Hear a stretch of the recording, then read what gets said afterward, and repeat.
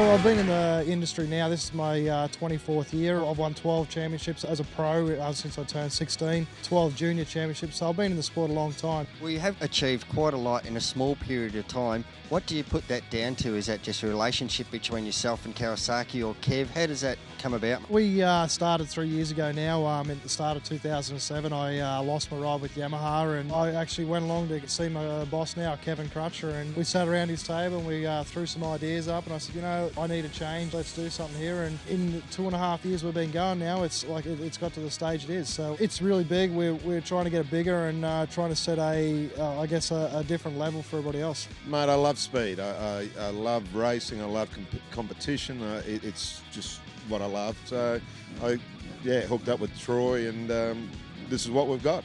You know, we've just got big ideas. You know, money's always a reality of things, and we don't like to have two semis sitting here. But Kawasaki's been great to us. They took us on board at the start of last year, and you know, giving us the best bike possible. And you know, it's actually a pleasure working for the guys.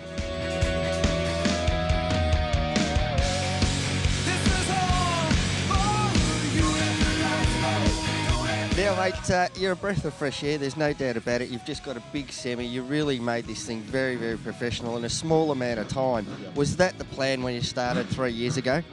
Yeah, it was. As I said, myself and my wife Cherie, and with Troy. Troy's got great ideas, and it just blossoms, you know, and it just keeps going. This is what we've got now, but we've got to be professional. In anything you do, you must be professional. Do it the best of your ability. My riders are great. The mechanics this year, everything's in-house. So we're just growing and growing and growing. And we're not going to stop. End of story. We're not going to stop.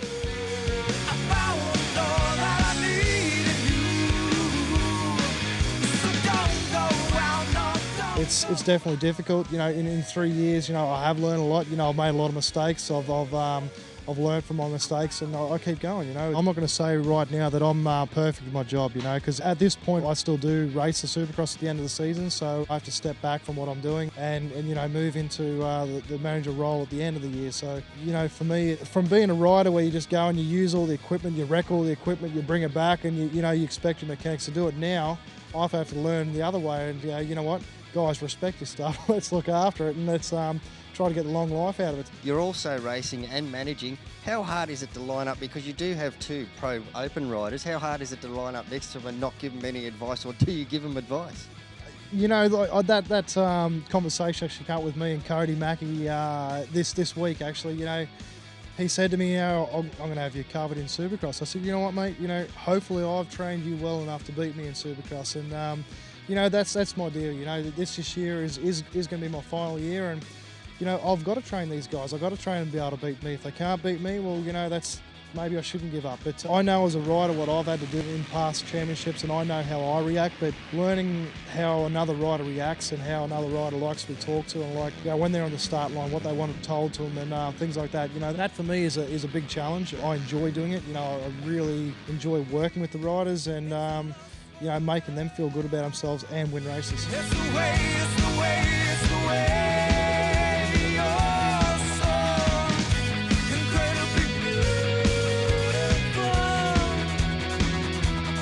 Kev, your association with Troy Carroll, we all know that it's very close. What is it with you guys, and how's your working relationship develop? Oh, look, Troy's a breath of fresh air. He's 100 miles an hour, whether he's on the bike or he's at the office, okay? He's just go.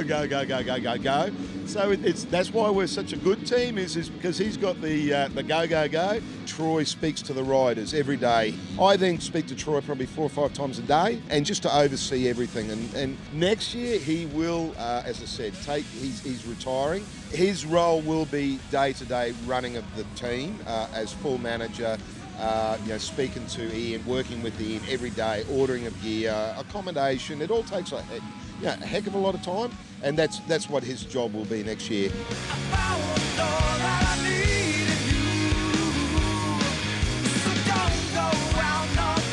What has it been since, in the 3-year period, have you walked into it thinking this is an easy thing to do, or has it really turned your head around and gone, God, this is a hard thing?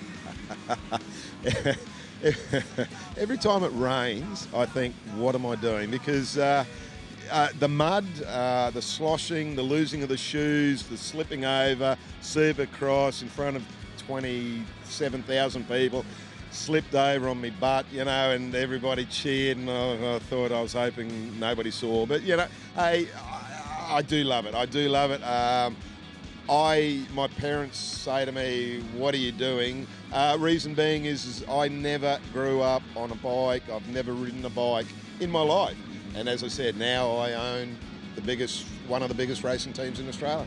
And you got some of the fastest bikes in Australia, mate. Are you going to get out and have a ride? Do you ever say to Troy, give me a lesson, tell me how this works?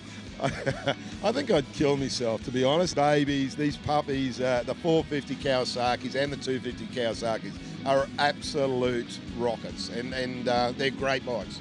So no.